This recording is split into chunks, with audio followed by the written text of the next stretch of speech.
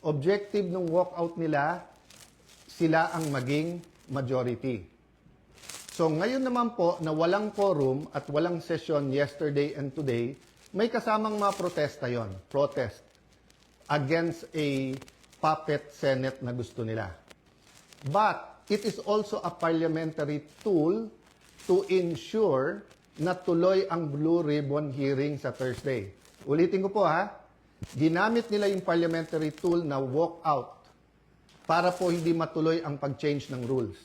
So ngayon po ang majority, ginagamit din po ang rules sa tama, morally, legally, to ensure na hindi agawin ang mga committees para po matuloy ang hearing ng Blue Ribbon sa Thursday at ang iba't iba pang mga importanteng hearing sa bawat committee. Sa sakripisyong Pilipinong nagtatrabaho abroad, magandang hapon sa inyo.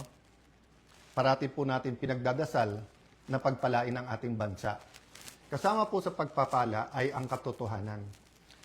This verse, John 8:3-2, "Then you will know the truth, and the truth shall set you free." Madalas po ito makot, "The truth shall set you free." Yan po ay pwedeng gamitin sa spiritual, sa religious. It's a biblical principle, but it is also applicable to everyday life. For example, yung isang addict sa sugalman, sa drugs, pag hindi niya inamin sa sarili niya yung katotohanan na ako'y addict, na siya'y addicted sa drugs, for example, hindi siya masaset free. Hindi magkakaroon ng pagbabago. Lies continue to enslave us.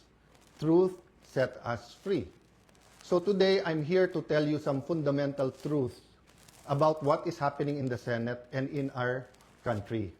Let me start with the May 11 change in leadership and also on the walkout by the minority. In both cases, may objective. Nung May 11, kaya pala nandun yung NBI, kaya pala pinapasok nung mga nasa majority noon at nasa minority ngayon, ayaw nila magkaroon ng palitan ng leadership. Ang sinabi nila na hindi katotohanan ay dahil daw to sa impeachment. Pero yung pala, ito'y tungkol sa maraming bagay, kasama po na magkaroon ng independent, impartial impeachment, but also, ayaw na magkaroon ng hearing sa Blue Ribbon na kung saan lalabas ang buong katotohanan. Marami pang ibang issue na sa mga susunod na araw ay pag-uusapan. We're listening to you, we hear you, na ang pangunahing issue ay trabaho, ay kita, ay ang taas ng presyo, yung araw-araw na kabuhayan ng ating kababayan. Yan po ay pinakamalaking issue. Ang ating survival, spiritual, physical, financial survival is always a priority. Pareho din sa health po yun. Yun po ang speech ko nun.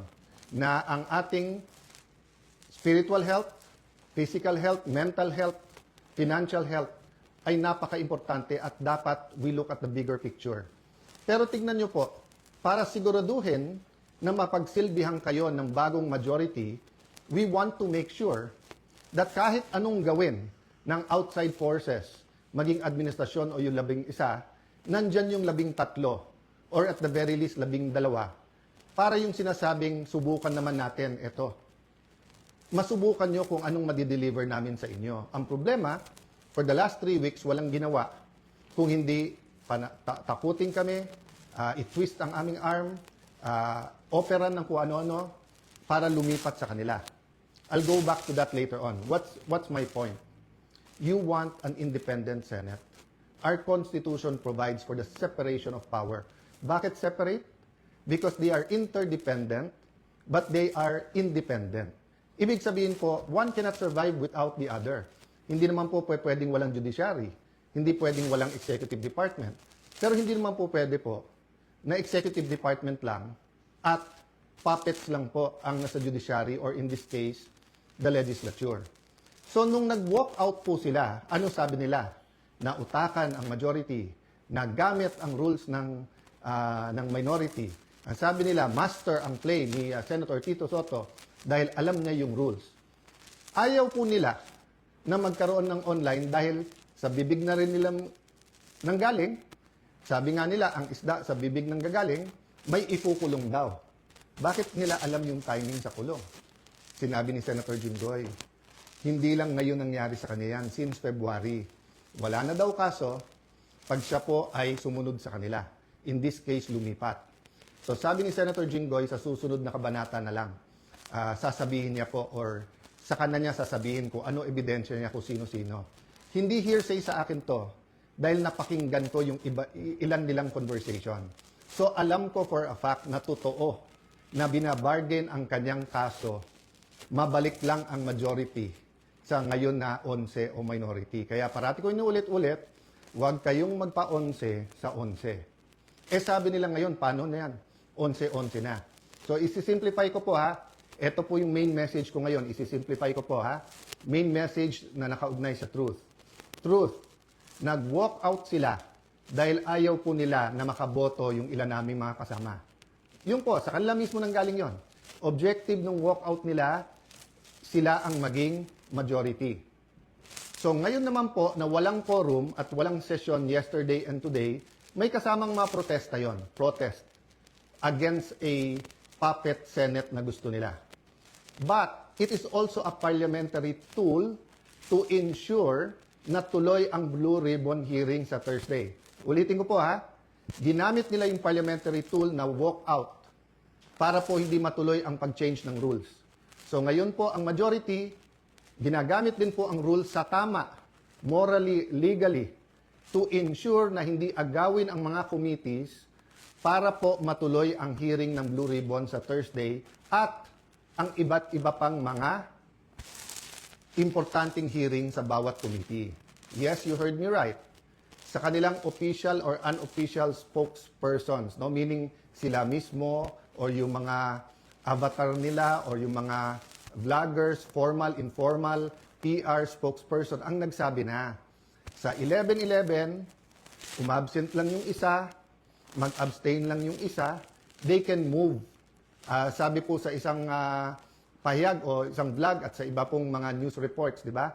Pwedeng maging lame duck Senate President, si Alan Cayetano. Taga-Tagig at Pateros po kami. Kahit lame duck, lumalaban pa rin. No? So alam po namin plano nila. Ang plano nila, abangan, tanggalin ang mga committees sa legitimate majority. Why do I say legitimate majority? In a completely independent Senate, 13 is 13. Kahit nasa abroad, kahit fugitive, kahit na nakakulong. In a democracy, you cannot say, I love democracy. Tapos pag minority ka, gusto mo, ikaw masunod. Pag minority ka, you have a moral influence to try to influence the majority. But you cannot supplant your decision for the decision of the majority. We have the majority. 13 elected senators out of 24. Actually, 14 kami na pressure nila yung isa. In the future, I can show you paano siya tinakot and I can show you kasama talaga namin. Ang problema nga tinakot at ang pagpihit ngayon pagkakulong ni Senator Jinggoy ay ginagamit nilang panakot sa iba. Don't get me wrong ha. I'm not blaming the Sandigan Bayan or the law or legal processes. I'm saying later on it will be revealed that they abused the Blue Ribbon Committee, they abused, di ba, yung paggamit sa investigation ng DOJ at Ombudsman. I won't go there right now because I want everyone to fully understand the situation. The situation now is that we want an independent impeachment. Magaganap po yan. Walang mga scheme, sinister plot. Basta kung anong ebidensya, lalabas yung ebidensya, and I will correct kung totoo yung reports about one senator na pag sila daw majority, malalatag nila ebidensya. Hindi po. Ang prosecution dapat ang lumatag ng ebidensya nila to convict. Ang defense ang dapat lumatag ng ebidensya nila para ma-acquit. Ang senator judges ay dapat mag-examine ng mga ebidensya. Okay? So, in accordance with the rules, and there are rules of evidence, so people will be able to judge us. So that's one important thing, the impeachment. The other important thing is yung ekonomiya natin, presyo. So in the next few days, we will be announcing to you the hard work that we're going to do in the different committees to help address inflation, to help address ang problema sa production sa agriculture, to help address yung mga walang pera sa pagpapagamot. After summer, pasukan. To help address the problems of K-12, to help address the problem ng mga gustong mag-aral, hindi makapag-aral. There are many other problems in between that. Sa kabuhayan, marami sa ating mga kababayan sa Middle East may problema sa trabaho or sa kita. Marami sa ating importers, sa taas ng dolyar ngayon, nahihirapan. So napakaraming problema. But if we allow the flood control issue, the biggest corruption issue in our history, to go unchecked, let me throw you this question. Alam niyo na ba kung ano talaga ang scheme o scam sa flood control? Ilan ba talaga ang ghost? Ilan ang hindi ghost? Ilan ang substandard? Bulacan lang ba? O maraming lugar sa ating bansa? Senador lang ba? May congressman? May cabinet member ba? May mastermind ba o wala? Ano yung real numbers? Sa 1 trillion a year, sa 2023, 24, 25. Ano ba dyan ang tama? Ngayon ba? Wala na bang corruption ngayon sa infrastructure problems? Kamusta ang ating flood control? Pag umulan ba ng malakas ngayon, makakasiguro tayong hindi babaha? So ang dami pong tanong. Hindi po ito masasagot kung wala tayong independent, impartial na hearing. May hearing ang ombudsman, may investigation at hearing ombudsman at DOJ. But what about the Blue Ribbon Committee? We gave Senator Lacson a chance. Napakatagal yon. Kayo na magkwenta ilang buwan o isang taon, di ba? So, Senator Marcoleta had one hearing. Pipigilan natin yon. Witnesses. Pag nandyan na yung witness, matetest natin. Kaya hindi ako nag-judge. Pag nakita ko sa press con, of course, I'm intrigued. Of course, I listen. I do a little bit of research. But until matesting yan sa cross-examination, dun pa lang ako maniniwala at ibabalandra ko po yan or isa side by side ko sa mga existing na ebidensya. So again, ulitin ko po ha, kailangan tignan po natin nangyayari sa Senado sa mas malaking konteksto ng katotohanan.